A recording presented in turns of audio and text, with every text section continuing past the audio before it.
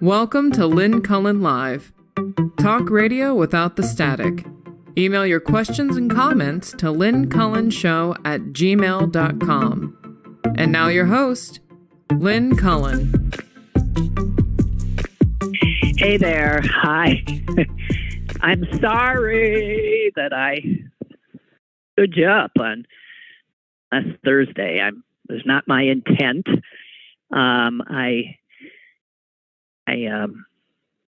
What happened was after the show on Wednesday, I ran off to get my second booster because I felt I wanted to, because I had gotten my first booster very early, actually last August. And I assumed that my immunity had waned quite a bit. So I ran off to get it. And I switched up. I'd gotten Pfizer shots and I decided, let's try that Moderna. And I don't know if that's it, probably not, because my sister and mom did the same thing and did not have the reaction I had. I really got laid low for 24 hours. So, which is no reason not to get a booster. That was my fourth. That was the only time I got a reaction. Other people have had reactions on their second or their third or none at all. My mom had the same shot, had no reaction other than a sore arm. So, I'm glad I did it, even though I was unhappy for 24 hours. Big deal, right? I don't want to discourage anyone from getting it. So that's what I did. And the reason I did it is, as I said, because I really felt that I might need a boost. And also because I'm going to be traveling. I'm going to be on 4 different planes. I have to head to Green Bay next week. The show, we'll lose 2 shows next week, but I will have a show on Monday and Thursday. And the reason being, and I'm doing this as quickly as I can, it's just a wonderful opportunity that I cannot pass up. The opportunity to be with, in a very personal way, an amazing woman who won the Nobel Peace Prize in 2011. The lecture series that my father founded, and the Peace and Justice Center that he endowed at St. Norbert College right outside of Green Bay, regularly brings in amazing speakers. And this woman, Leila Gabawi, is, I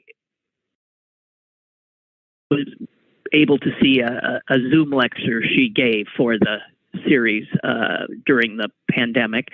And I was so blown away. I cannot tell you. I probably did tell you. So she's now coming in person, and I have an opportunity to have lunch with her, and also dinner, pre-lecture dinner, and then see the lecture. And there's just no way I'm going to miss that. And I'm sure you would understand. It also gives me a quick chance to see my family, because my brother and sister are coming in as well. So all that is another reason that I wanted to get boosted before I did all of that so-called risk-taking behavior. All right. I normally on a Monday, I feel like I have so much to talk about. By the way, it's April 4, 2022. And I do have a lot to talk about. Before, though, I get into that, I got lost last night. I was watching the Grammys, which is a great show. I'm so out of it when it comes to contemporary music. And every year the Grammys help me see that there's some just extraordinary talent out there. Some of it I'm not into, some of it I am. Just blown away. And they put on just such an extraordinary show. I hope you were able to enjoy it. But while I was doing that, and every once in a while peeking at the NCAA women's final, which was a rout, so I pretty much stopped that. I was also, because I can never just do one thing at once, I can't just watch television. I just can't. So I got into that 1950s census that the government has finally put out. And I found it pretty hard to actually navigate, but I wanted to, since I was alive in 1950, I wanted to see my name. I wanted to see me in that census. And it took me a while to find me. And while I was scrolling around neighborhoods in Green Bay, Wisconsin in 1950, going door to door, essentially, the people I bumped into. It's a small town. I bumped into so many people who I knew, or at least their parents, or whatever. And then I found things out about them. Just with those few, it's just, I can get lost in this kind of stuff. So I find a friend, a high school friend, who was later a friend as an adult, Larry Miller. He's 3 years old.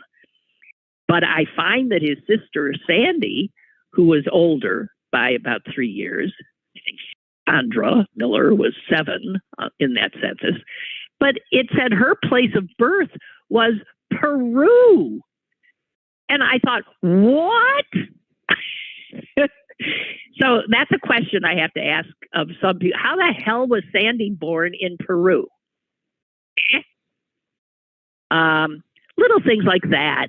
And that, this Jewish family, the Kohlenbergs, also in their household had clearly somebody that had survived the Holocaust and was living with them because she was a relative and from Poland. And I don't remember her. I certainly remember them. And then they give the first of all, the men are all, it says after the man's name, head, meaning, I guess, head of household. And then there's the woman's name, and it says wife. So almost all of them were their families. It's head, wife, son, daughter, daughter, son, son, daughter. Head, wife. It's just such a snapshot of a time. And the other thing that blew me away was the sort of the fact that somebody who was a doctor was living next door to a truck driver, was living next door to an architect, was living next door to here was one that just blew me away. Napkin wrapper was the profession. Now in Green Bay, that made some sense because Green Bay, the paper mills were the big deal there. And in fact, it said job napkin wrapper, and then it did say paper mill.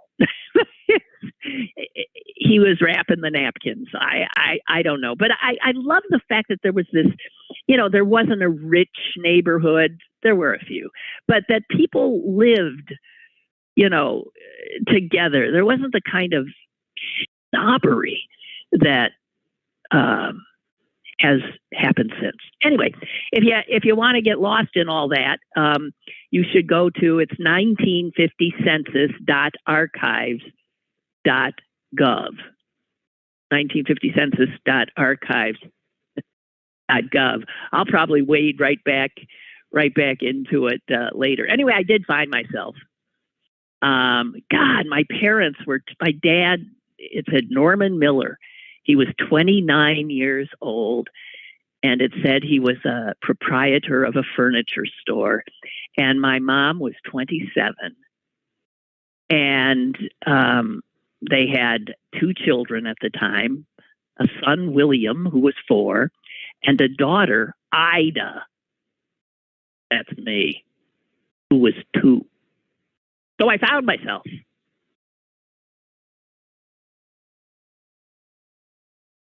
Okay, now, I want to say something about the violence in this country. The guns. I mean, it's this is not normal, but it is normal for us. This is normal for us that we start our day with news of the latest, horrific shooting. And it's been pointed out many times, often preceded by some kind of altercation. Throughout history, humans have attempted to live together with varying degrees of success, but altercation is something that happens in the best of times. But in a country that has decided to fetishize guns like ours, altercation goes from, as has often been said, a punch in the nose to mass killing. The folks, those Second Amendment loving folks, the besotted gun lovers who have lost their minds. And I am not, saying people should not be able to own a gun. I am saying this fetishization, I knew I wasn't going to be able to do it, of guns is, you fill in the word. I have my words. But it is grotesque. And it is lethal. And so many have died needlessly as a result. And I don't know how we'll ever get a handle on it. I don't think we can. But I think we got to own up to the fact that despite what the lovers of guns say, the fetish-driven ones, that having a gun makes you safer, that everyone having a gun would make us safer, they are clearly being proven wrong. Really wrong. But folks just don't like having their closely held opinions bothered by facts and reality. So, as someone famously said, they cling to their guns, even with more intensity. I believe it was Charlton Heston who said something about, they can pry it from my, whatever. Yeah, the last thing he would do with his last breath was like, hold on to his gun. Dear God. So I happened upon this little fact. It was all that was prefaced to me sharing this with you. Do you know that you live in a country in which almost half of the states, 23 states in this nation, allow someone to carry a weapon, a gun, maybe a automatic, mass killer kind of a gun, without a background check. They can conceal carry a lethal weapon without a background check and without any safety training required.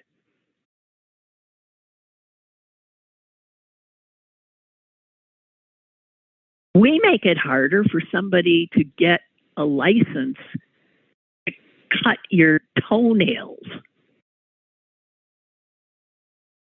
cut your hair. Oh, the hoops we make people jump through. Yeah. To wash and cut your hair. The training required. And this fact that in this country, so many people are totally free, without any questions asked, to carry a concealed weapon, potentially of mass destruction, without anything required of them except the money to pay for it. No check on whether or not they're loony. No check on whether or not they have a history of violence. No check at all. And no training. Do they know how to handle this device at all? None. So all of that was to preface our moment of poetry. I found this poem so compelling.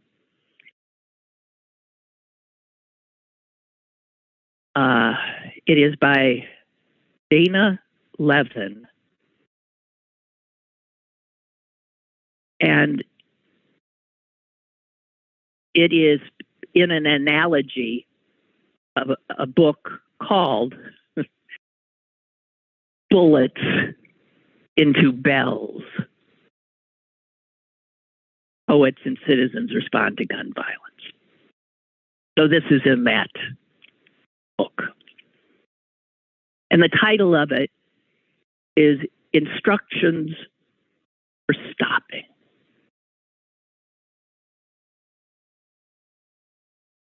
Say. Keep your lips pressed together after you say the P. Soon they'll try to pry your breath out. Whisper it 3 times in a row. Stop, stop, stop. In a hospital bed, like a curled up fish, someone's gulping at air. How should you apply your breath? List all the people you would like to stop. Who offers love? Who terror? Right. Stop. Put a period at the end. Decide if it's a kiss or a bullet. Instructions for stopping. Okay. Now, all of that said, I need to go into a little bit of a tutorial here, and I hope you'll hang there with me. And we're now at Ukraine. The horror of Ukraine. How'd we get there? How the hell did this happen? And it's almost unbearable to think that all of this unbearable carnage, totally unnecessary carnage, tragedy, happened because of one man. But it did.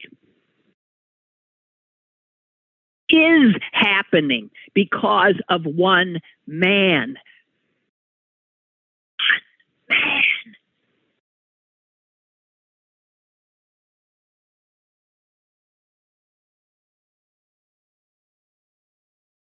Vladimir Putin has been obsessed with Ukraine for decades. And this is what I want to tell you about. I want to tell you the backstory. I found this in a really beautifully written piece in the New York Times. This was quite a history lesson. Because I don't know, that we appreciate what brought us to this place. And, what brought us to this place. We look on from afar.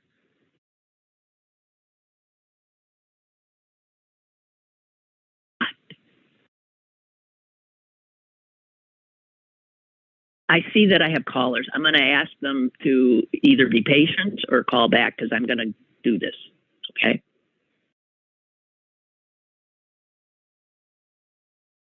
Vladimir Putin has been obsessed with Ukraine for decades, and he has tried before many times to take it in many different ways, all of which have been more or less unsuccessful.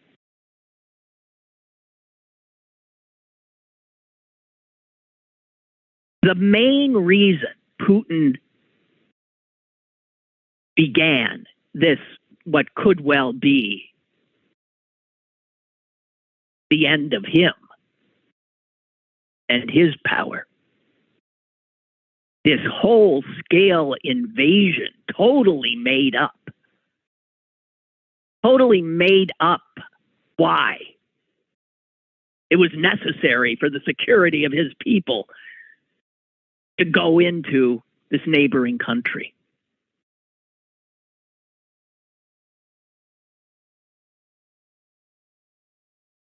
And he did it because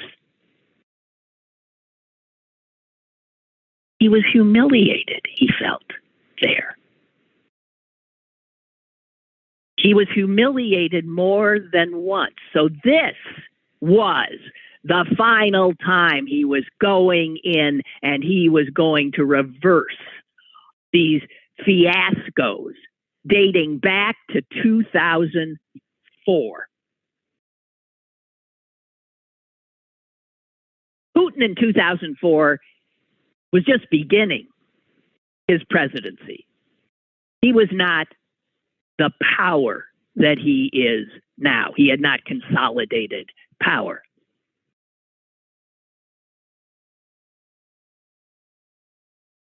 In 2004, what he did was sort of like what he did in the United States in 2016. He interfered in Ukraine's presidential election. He, like he did in 2016 here, he had a preferred candidate, somebody he thought would essentially be his puppet. Here he had Donald Trump. There he had a guy named Viktor Yanukovych.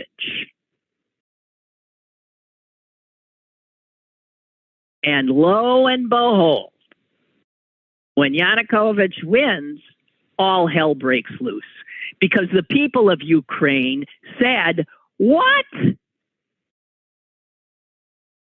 They screamed fraud with reason. And they launched what was called, and maybe you'll recall this, the Orange Revolution. They took to the streets. And they stayed in the streets.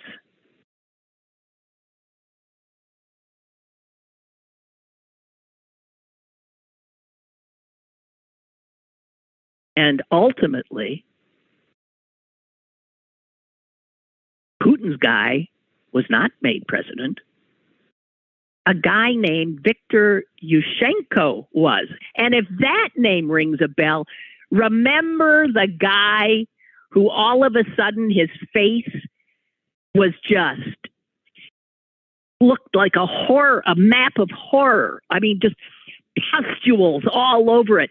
He had just won the presidency of Ukraine, as it turns out, and he'd been poisoned. We could make a big, long list of all the people that Vladimir Putin doesn't like who end up being poisoned.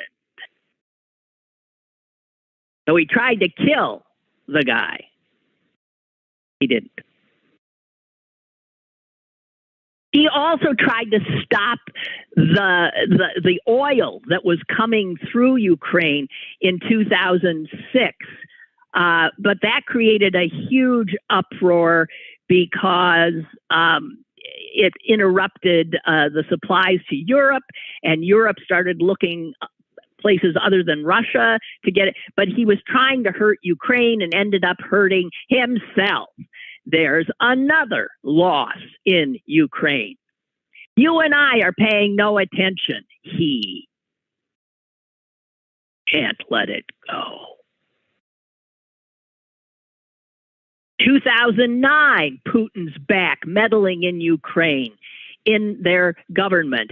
He tried to get his puppets onto their cabinet, getting people allied with him to dominate the Ukrainian government.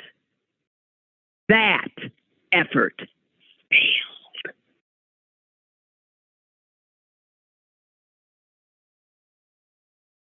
So now, he ain't done. 2013. Guess who's president of Ukraine? His guy finally is in. Yanukovych. So he's got a puppet guy in Ukraine. And Ukraine is thinking, not the president, but the people of Ukraine are thinking that they should tighten up their association with Europe. Putin goes ballistic, and he dangles a $15 billion loan to the president. His puppet, who of course accepted it. And the people of Ukraine went ballistic again and took to the streets.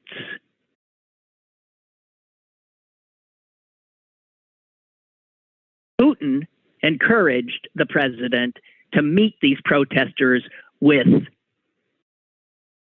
violence, to shut it down. We're not going to have another Orange Revolution here. And Yanukovych tried. They mowed down a few Ukrainian citizens who'd taken to the streets. But as we now know, they don't intimidate Ukrainians. They stayed in the streets. Putin's puppet, Yanukovych, he ran Moscow. That brings us to February of 2014. Putin said it was all an American-inspired coup. And what did he do? He invaded Crimea, which was Ukraine. And he annexed it. And then he fomented a separatist war in another part of Ukraine, Donbas region. Now, we're pretty much on top of this stuff now, right? And that war, by the way, in Donbas has been going on, that Russian-fueled war has been going on in Ukraine since 2014. And 14,000 people have died in that. We really weren't paying any attention, and many of them Ukrainian civilians.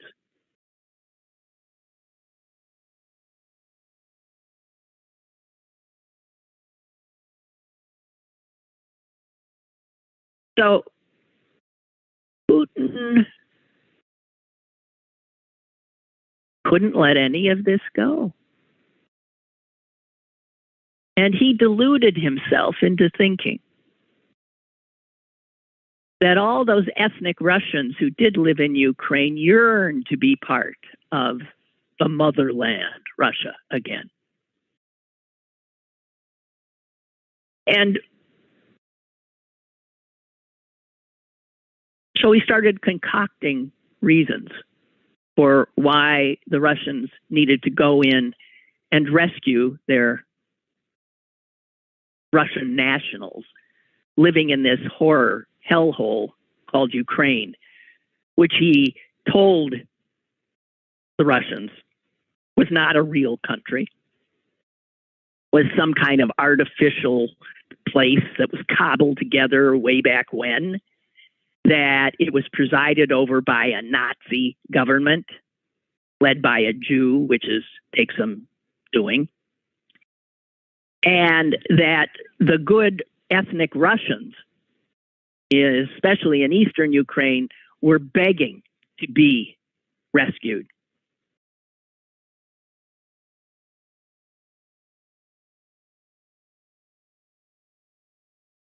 And what he didn't get was that the Ukrainians had, for 30 years, enjoyed a democracy. Corrupt, to be sure. You tell me if ours is not corrupt. But people had greater freedoms in this country. Certainly greater, and they know it, than under the oppressive autocracy of the big guy next door in Russia. And so when Putin went in, this time thinking, I'm taking them down, enough with this, attempting to infiltrate here or do this here, or annex little bits here, I'm taking them. And when, again, he miscalculated. He clearly now has decided that he'll just level the effing place.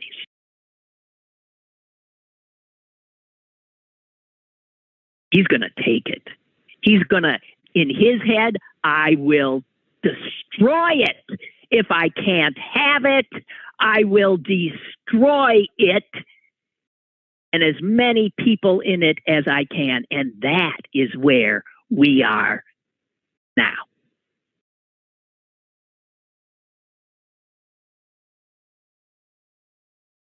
Because a petty little bully boy autocrat didn't get what he wanted. He doesn't care how many of his people will die. If there's any concern that's gotten through to him, it's concern for himself.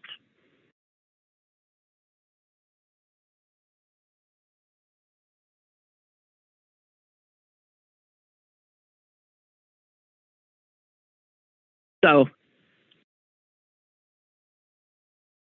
this is just the latest, perhaps the last attempt that he's been trying 2004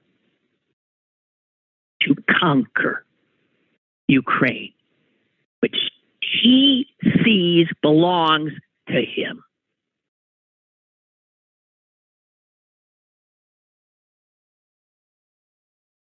Anyway, I thought that was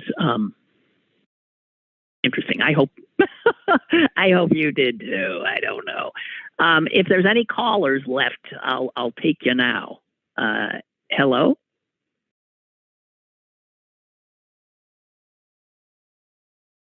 Okay. I hope you understand. It's my show. Okay. Got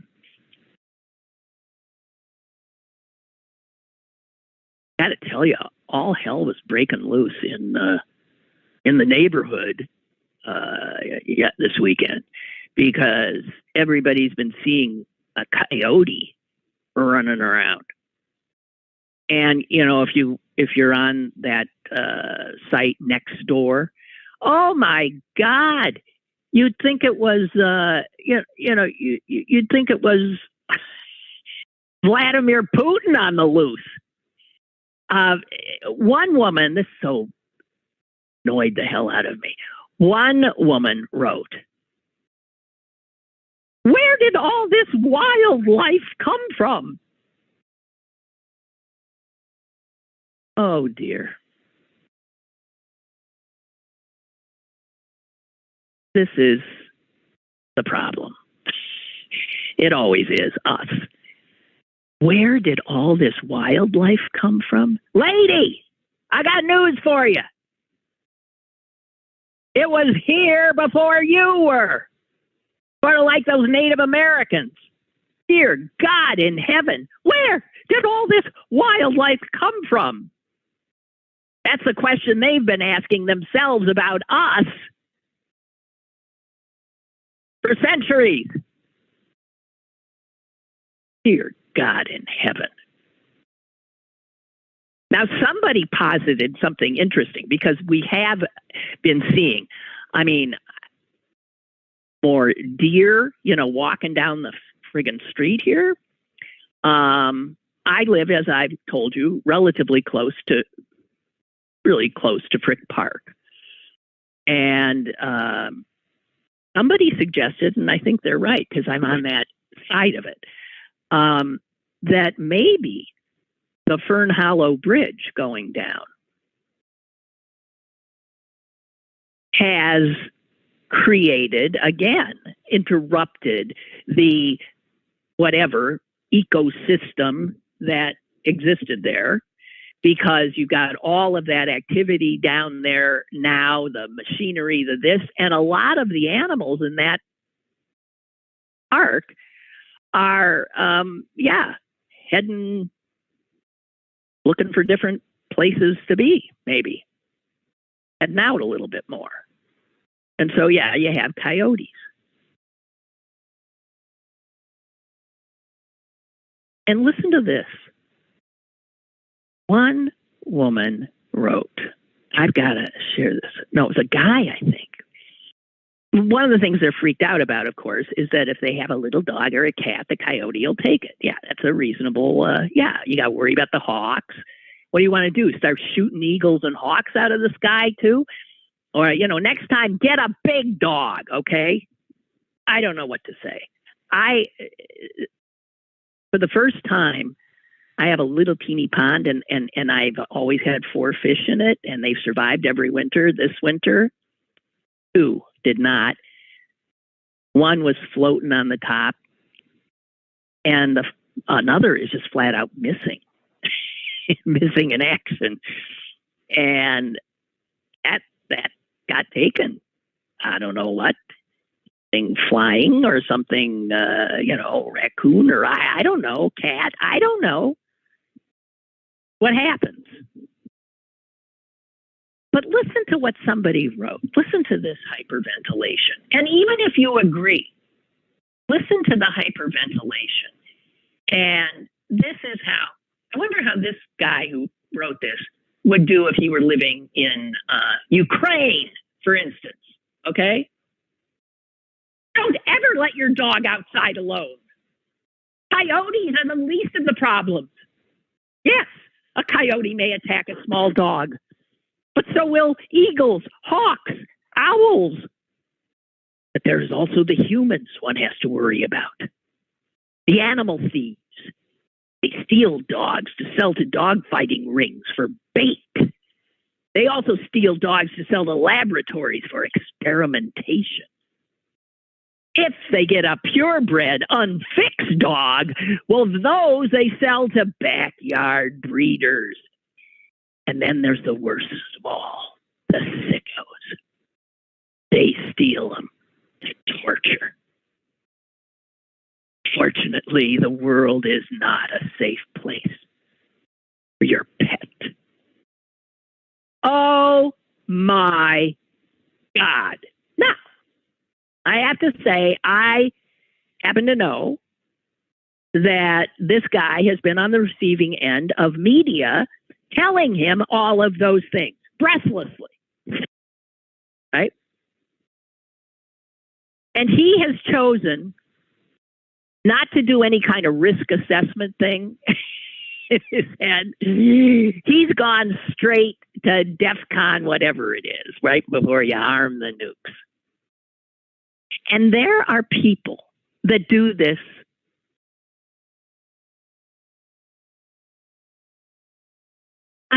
how do you live your life with this much adrenaline and cortisol going through your veins every second? How the hell do you live? Is there a moment of enjoyment? A moment of relaxation? A moment where you're not feeling threatened? These are the people who have made children afraid of absolutely everything. I remember once standing in line at the Target, I think. No, it was before couldn't have been Target. Sam was too young. And my kid is maybe 4 or 5. And we're in line, and this old little tattered guy in front of us turned around and looked at my adorable child and said, "Hello, you cutie." And Sam, I don't know if he said hello. I think I might have said, "Honey, say hello." And after that man left, the woman behind me said, "I can't believe that you told your son to say hello to that man."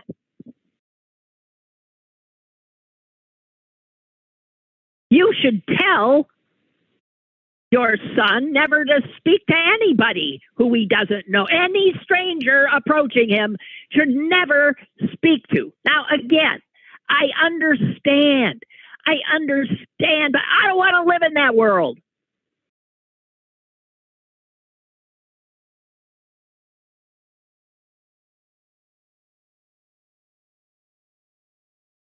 God, I have found myself saying hello to some cute little kid. I have. "Hi, cutie." And they look at me like, "Ah!" and run. I am living in that world. And now I am, child abductor, I guess. I am so sick of all the people who live in this constant fear. Y'all got your doorbells with the cameras on it. You got checking all the time. Who's walking down the street? Who's looking at you cross-eyed? You keep your children real close. Boy, God damn. We should go back to the way my parents raised me. Feral. Just be home for dinner. You think there weren't pedophiles then? Dear God. I'm sorry. I'm sorry. Am I screaming? Sorry.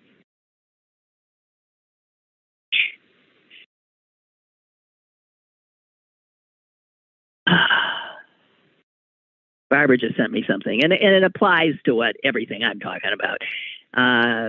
it's hard to say until years after the fact, but there's a good chance that we're living in a golden age of stupidity.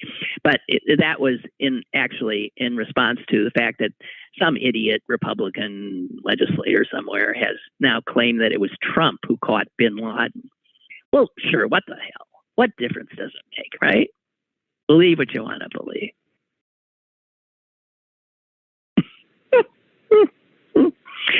Kurt tells us this is April 4 is a lot of people,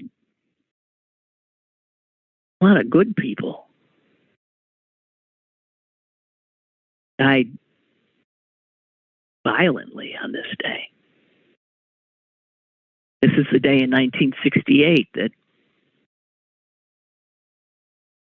Dr. Martin Luther King, 39 years old, was shot and killed. April 4, 1968. This is the date that we learned, 1991, that our Senator John Hines was killed when his shuttle airplane collided with a helicopter near Philly. That was a startling death, too. Oh, I yearn for the days when there were Republicans like him. God. He was a good man. He was a good man. He would no more be a member of the current party that bears the name Republican than Mahatma Gandhi would. And also, it was on April 4, this date in 2009, the 3 Pittsburgh police officers were called to a home in Stanton Heights.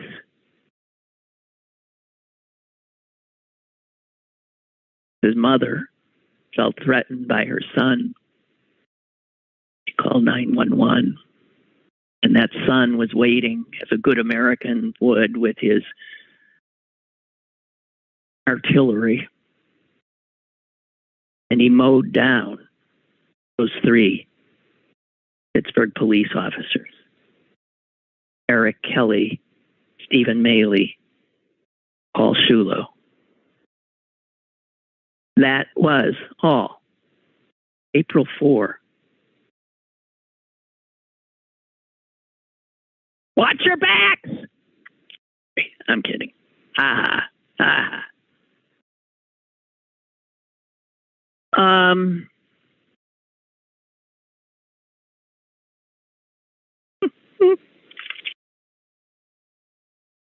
All righty. God, I got so much stuff here. I don't even know where to start. I want to. Did we talk? I did. I'm sorry, I'm babbling. Did this fact that this huge Amazon warehouse in Staten Island got unionized is mind-blowing. It really is mind-blowing. But what's more mind-blowing is when you read about how it was done, since it's hardly the first attempt. Right? I mean, if Amazon has an ethic, it is no unions. We'll take care of the workers. So this is another good piece of reporting by the New York Times. They go awry with domestic politics, but this is some good reporting. And it is beyond belief how Amazon responded to this. And what, because of their stupid, ham-handed tactics, probably helped along the organization effort. Let me really read to you the first 3 paragraphs, okay? In the first dark days of the pandemic, as an Amazon worker named Christian Smalls planned a small, panicked walkout over safety conditions at the retailer's only fulfillment center in New York City, the company mobilized. Now, I'm interrupting. You might recall what happened to this guy. He was freaked out because COVID, and it was rampant, as you remember, the first days in New York City. And he and his coworkers felt that Amazon wasn't doing anything to protect them. Oh, he starts organizing what reporters call a small panicked walkout. Here's what Amazon did. Get back to the article. Amazon formed a reaction team involving 10 departments, including its global intelligence program, a security group staffed by many military veterans. The company named an incident commander and relied on a protest response playbook and a labor activity playbook to ward off business disruptions. And all of this is because in the course of this unionization attempt, court documents had to be unsealed. And it showed what Amazon did when this one guy and a few workers in the first days of the pandemic decided to hug on the sleeve of their employer by staging a walkout saying, "Will you please look at us? Are we safe here?" In the end, there were more executives, including 11 vice presidents of Amazon, who were involved and alerted about the protest than there were workers who attended the protest.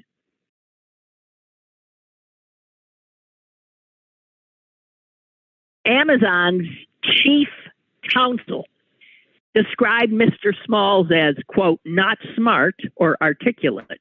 That's normal when there's a black guy involved, right? That was in a memo that was later leaked. And this brilliant white racist recommended to the Amazon high-ups, you make this not smart, not articulate, do-rag-wearing black guy, you make him the face of this organization effort. And we'll fire him while we're at it. So they fired him, saying that he, get this is ironic, had violated quarantine rules. Yeah. And this is what out-of-touch corporations don't have a clue. This is the kind of mistake they make all the time. In dismissing and smearing Christian Smalls, the company was just doing the hardball kind of stuff that they'd use to become, well, who they were. The ones, the only, the dominant Amazon. But look who won. Look who won. The first successful unionization of an Amazon warehouse. It will go down in history as one of the most significant labor victories in a generation. And Amazon might well look at its initial response and how it fed the very people they were trying to beat.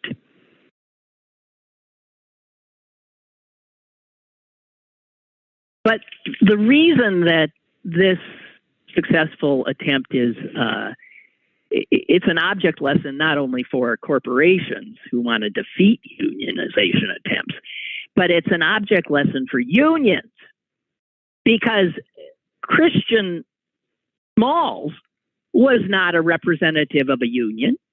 He was just the worker. You'll recall that other attempts to unionize Amazon, which were done by big unions, not successful.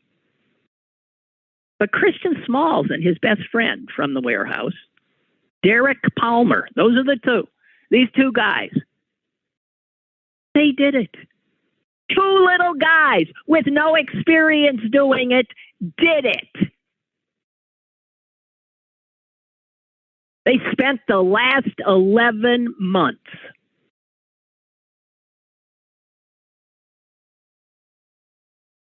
You know how they did it? At the bus stop where the workers catch the bus to go home. They built bonfires during the winter to warm their colleagues waiting for the buses. They made TikTok videos to reach the workers. Mr. Palmer, his grandmother was always making food, which he brought to the site. Others brought in West African rice dishes to appeal to the immigrant workers. They set up signs that said, get this, free weed and food. They spent, in this unionization attempt, $120,000. You know what a big union would have spent? Jeez. And failed. They spent $120,000. Now, where'd these two guys get $120,000? GoFundMe. GoFundMe. As Christian Smalls said later, we started this with nothing, with 2 tables, 2 chairs, and a tent. They spent $120,000. Amazon spent $4.3 million just on anti-union consultants. Oh yeah, God knows what else they spent. Okay.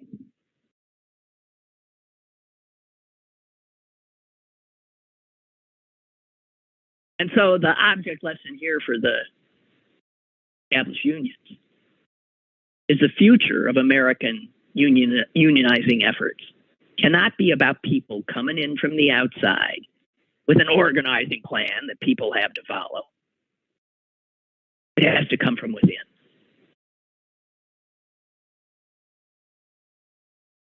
Top down doesn't work.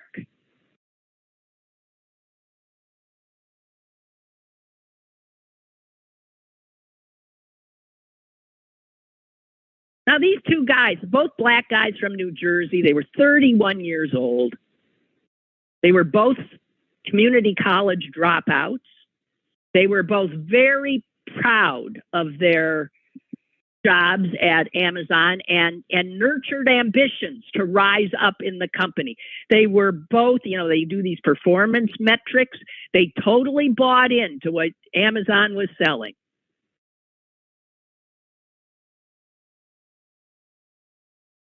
And then they got treated like dirt.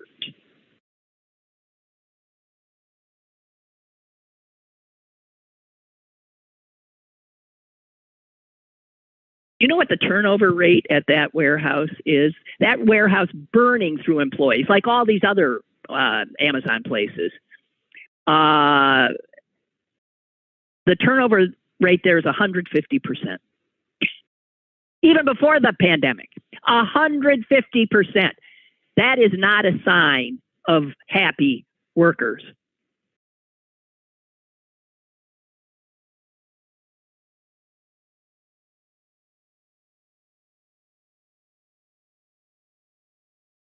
One of the workers who voted for the union said, she's 41 years old, she's employed at Amazon for 9 years, and she said, I'm not a fan of unions, but I voted for these guys.